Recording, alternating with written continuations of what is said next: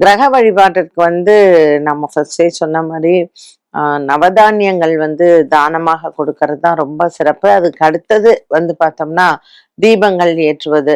So இந்த 9 கிரகங்களுக்கும் நம்ம தூய பசு நெய்யில தீபம் ஏத்துறது ரொம்ப விசேஷம். எந்த விதமான தோஷங்கள் இருந்தாலும் நிவர்த்தியாகும்.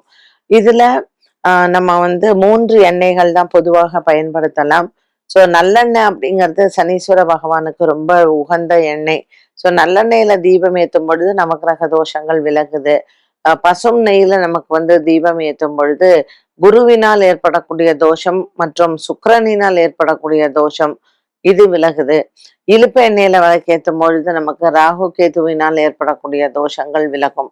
ஸோ செவ்வாய், ராகு, கேது, சூரியன் இவர்களினால் நமக்கு ஏற்படக்கூடிய தோஷங்களுக்கு நம்ம சூரிய பகவானுக்கும் இந்த பசும் நெய்யினால் தீபம் ஏற்றுவது ரொம்ப சிறப்பு.